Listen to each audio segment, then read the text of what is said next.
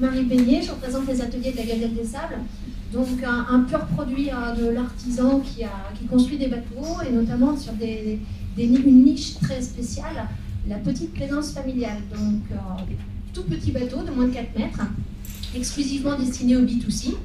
Alors c'est vrai que notre histoire est un petit peu atypique.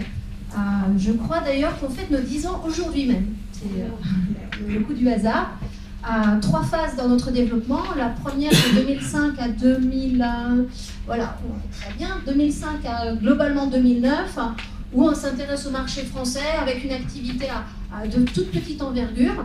Et puis 2009, premier salon international, le Nautique de Paris, que certains d'entre vous connaissent évidemment. Et là, une réelle première marche sur laquelle on monte. Première marche qui va nous amener également à traiter ce que j'appelle le petit export, c'est-à-dire les pays frontaliers. Donc c'est assez simple, hein, on va le voir tout à l'heure sur un autre slide, mais de 2009 à 2013, le marché français plus le petit export se structure avec une activité qui reste en pleine croissance. 2014, nouvelle structure juridique et agrandissement de l'usine à bateaux. Alors là, j'ai une superbe photo de l'usine à bateaux. Voilà, qu'on a installé en plein vignoble angevin. Pourquoi? Pour pouvoir répondre à notre diffusion européenne, parce que 2 pôles de compétitivité en France en matière de nautisme se focalisent sur l'un, la PACA à ma connaissance, et l'autre, la Bretagne. Mais pour mes clients B2C qui viennent de Berlin, de Wismar ou de Genève, la Bretagne c'est vraiment le bout du monde. Donc la zone angevine présentait une accessibilité qui nous a donné envie de faire le pari, tout en profitant justement d'un confort de production à fort caractère, comme on peut voir. Bon, je ne vous en ai montré qu'une partie, évidemment. Mais du caractère et puis de l'audace, parce que je pense que l'export, ça passe par ça. Donc je reviens à ma date de 2014. 2014, donc une deuxième grosse étape pour nous. Et depuis 2014, alors on va voir avec un 3e slide où l'on montre la progression à l'export. Voilà. 2014-2015, on note une belle envolée de notre activité à l'export, que ce soit le petit ou le grand export, parce que c'est là que ça commence. Le Brésil, les États-Unis, alors ce sont des ventes ponctuelles, c'est du cas par cas, ceci dit, quand on les traite une fois, après on sait comment les traiter. Reste maintenant l'avenir que j'aborderai en fin de parcours, l'avenir pour nous qui sera justement de structurer cette démarche autour du grand export. Alors, un petit focus juste sur notre sensibilité par rapport aux affaires qui se déroulent extérieures à nos frontières. Alors, un dernier slide, je crois, voilà. Donc, première étape, le petit export. C'est vrai qu'avec une bonne dose d'audace, un vrai sens de l'action, une bonne RC Pro, ça a été essentiel dans notre développement, hein, s'assurer que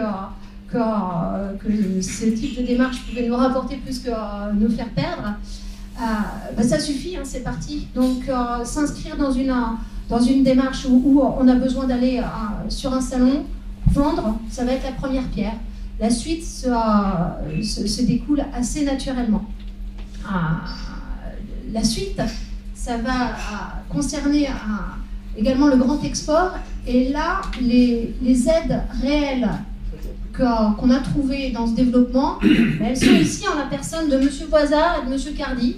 Parce que je pense qu'un bon réseau, c'est ce qui peut nous permettre de gagner du temps quand les questions opérationnelles nous rattrapent. Hein. On reste une TPE avec une ressource temps limitée. Et donc, le réseau peut être là pour nous aider à mettre en place des éléments qui vont nous permettre de réaliser des ventes et de les concrétiser et de les livrer et de rester dans une satisfaction et un niveau de qualité à la hauteur de nos produits et de nos ambitions. Donc, le réseau essentiel. Et puis, on l'a vu également au moment de notre année 2014, le statut. C'est vrai qu'ayant commencé en tant qu'entreprise individuelle, à savoir en nom propre, comme on dit à la Chambre des métiers et d'artisans, eh bien, pour nous, tout ce qui concernait à l'époque Bifrance, tout ce qui concernait la CCI, etc., ça nous échappait. On était dans une solitude assez franche. Et 2014, passé en statut sociétaire, notamment en SAS, toutes les portes se sont ouvertes. Et c'est là où, aujourd'hui, je suis en mesure de témoigner sur les aides qu'on était en mesure de recevoir. Alors, la première, dans mon cas, ça a été, il me semble que la première, ça a été une prime export. Alors, comme on est en B2C, les salons, pour nous, vont être une action commerciale essentielle. C'est vrai qu'à chaque salon international, une prime export me permet de recevoir une subvention à la hauteur pas à la hauteur de l'investissement général. Généralement, c'est de l'ordre de 2780 €, quelque chose comme ça. Ce qui est déjà une bonne démarche pour pouvoir nous aider à être représentés en dehors donc, des frontières. Deuxième démarche, alors on est en plein dedans, c'est Unique Export. Là, pour le coup, je peux témoigner de l'efficacité de la chose. Pour une facture de 4 000 € autour de la communication, alors que ce soit du offline ou du online, on a 50% qui nous sont transmises par votre subvention. Il me semble que c'est bien ça. Et donc c'est vrai que ces deux pôles-ci nous ont permis de sortir de la solitude, nous ont permis également de retrouver des ressources, de retrouver du temps en s'appuyant sur un réseau que nous avons choisi plutôt privé. Donc aujourd'hui, je travaille avec Direction Export, par exemple, comme cabinet prestataire. Je travaille avec une web agency qui n'est pas forcément orientée sur la démarche internationale, mais qui présente d'autres atouts.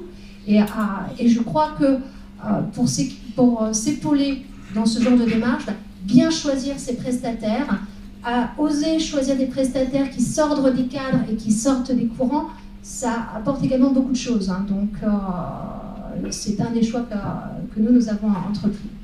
Et puis l'avenir, c'est vrai que l'avenir, ça passe par une plus forte visibilité online. Donc là, c'est pareil. Un nouveau site internet qui va accompagner les 10 ans du chantier. La mise en place d'un réseau de distribution, on est en train de commencer avec les Pays-Bas, ça se passe bien. Ceci dit, on note également un manque de compétences en interne sur le sujet, et je pense que se rapprocher des CCI internationales va être notamment indispensable dans les semaines qui viennent.